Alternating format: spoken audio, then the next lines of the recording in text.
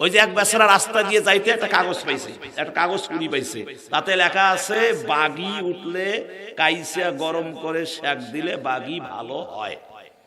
কাইসা গরম করে সেক দিলে বাগি কি হয়? ভালো হয়। এই পাকা দেখা দেখি করে নাই, এইটা দেখিয়ে সাইনবোর্ড লাগাইছে বাগির চিকিৎসা করা হয়। যত গ্রামের বাগিওয়ালা আছে সব যায় আর কাশি গরম করে নাগালে সান্নত করি ওঠে আর সিরিয়াস মানে একটাও ভালো হয় না। গ্রামে কি সবাই বোকা রে ভাই? সবাই বোকা না। এখন কিছু লোক কেরে এই চিকিৎসা পাইলে ওঠে, যারে যায় তারে শেখ যায় আর সান্নত করি ওঠে মারে দৌড়। পরে সবাইকে ধরছে, এই চিকিৎসা কয় আমি কোন দলিল ছাড়া কোন চিকিৎসা করি না, দলিল কই নিয়ে আয়। পরে দলিল আলমারি খুঁজে নিয়ে যায়, সে দলিল আলমারি থেকে নিয়ে এসে দেখে যে কাশিয়া গরম করে সেক দিলে বাগি ভালো হয়। এপাকে আছে গরু, এপাকে কি আছে? গরু। আর ও এখন মানুষের চিকিৎসা শুরু করছে, মানে উল্টিয়া দেখেন। অনুরূপ আমার মায়েরা আগে শোনেন তারপরে মন্তব্য করে, সেটা কি? আমার মায়েরা, প্রিয় নবী বলেছেন যদি কোনো স্ত্রী স্বামীর কথা না শোনে তাদেরকে লাঠি দিয়ে পিটাও, তবে হ্যাঁ যখন পিটাইতে যাবা লাঠির মাথার মধ্যে ভারী করে তুলা পেঁচায়া নিবা। কি পেঁচায়া নিবে? তুলে ভারী করে তুলে পেঁচাইতে কইছে। আর এই তুলে পেঁচাইয়া পিটপার কইছে বউ। এখন কোন এই তুলে পেঁচাইয়া বউ পিটালে পেট নাকবে?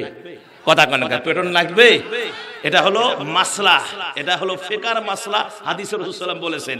এখন আসেন আমাদের বাঙালির হালত দেখেন, মেজাজ গরম হলে তুলে তুলে সামনে যা পায় তাই দিয়ে শুরু করে, বিসমিল্লাহ বলে শুরু করে দেয়। কথা কন ঠিক কিনা? আমার ভাইয়েরা, বউ এখন চিন্তা করে তুমি আমাকে মারতে পারো, আমি পারি না, ও আবার আরেক দিক দিয়ে শুরু করে দেয়। এ যদি সিয়াদ দিয়ে ঢেলায়, ও আবার পিড়ে দিয়ে ঢেলায়।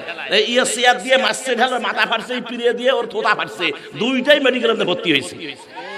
কথা কয় না? আছে না নাই? কথা কয় এরকম আছে না নাই? আমার সম্মানিত ভাইয়েরা, আসুন আমি যে কথাটি বলতেছিলাম, স্ত্রী ডাক দিল, স্বামী ডাক দিল পানি পান করবে। স্ত্রী পানি এনে দেখে স্বামী ঘুমায়া গেছে, ডাক দিলেন না। পানির পাত্রটা হাতে নিয়ে স্বামীর শিয়রের কাছে দাঁড়িয়ে থাকলেন। সহিহ হাদিস বলছি, শিয়রের কাছে দাঁড়িয়ে থাকলেন। আমার ভাইয়েরা,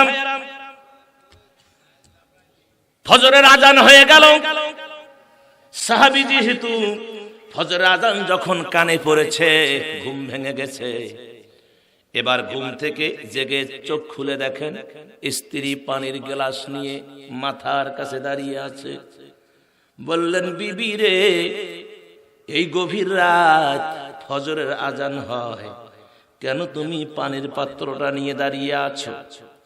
স্ত্রী বললেন, স্বামী গো, প্রথম রাত্রেই আপনি আমার কাছে পানি পান করতে চেয়েছেন, আর আমি পানি এনে দেখি আপনি ঘুমিয়ে গেছেন। আপনাকে ডাক দিব কেমনে? ঘুমের যদি ডিস্টার্ব হয়, আপনি কষ্ট পান, এই জন্য আপনারে আমি ডাক দেই নাই। স্বামী খুশি নেবে? স্বামী খুশি। পানি পান করে বউকে খাটের উপরে নিয়ে চরুর উপরে বসায়া বলতেছে, বউ তোমার খেদমতে আমি আজ মহা খুশি, তুমি আমার কাছে যা চাইবা আমি তাই দিব। সুবহানাল্লাহ, যা চাইবা তাই দিব। স্ত্রী বলল যে, শোনেন, যদি যা চাই তাই যদি দেন, তাহলে আপনি একটা কাজ করেন, আমাকে আপনি তালাক দেন। কি দেন? তালাক দেন। স্বামী তালাকের কথা শুনে মাথা ফ্যানের পাখার মতন ঘোরা শুরু হয়েছে। বউকে বললেন, কেন? আমি কি তোমাকে কোনো কষ্ট কয় না, তোমার কোনো হক নষ্ট কয় না, তোমার সাথে কোনো বেয়াদবি কয় না, আমি অত বুঝি না। তুমি বলেছো যা চাইবা তাই দেবা। যেহেতু তুমি নবীর সাহাবী, মুসলমান, তুমি ওয়াদা বরখেলাপ করা এটা কবিরা গুনাহ, মুনাফিকের খাতায় নাম চলে যাবে। বিধায় আমি যেটা আবেদন করেছি তুমি তাড়াতাড়ি সেই কাজটা করো, আমাকে তুমি তালাক দিয়ে দাও, আমি তোমার আর সংসার করব না। বারবার বলতেছেন। তখন সাহাবী বললেন, শোনো, আমারে আর এই কথা বলো না, ফজরের আজানটা হইছে, দুইজনে নামাজ পড়ি, চলো প্রিয় নবীর কাছে যাই, নবীজি আমাদের ঘটনা শোনার পরে যা ফয়সালা দিবে সেইটা মেনে নেব। সুবহানাল্লাহ। তখন বউ থেমে গেল, আর কোনো কমেন্ট করলেন না।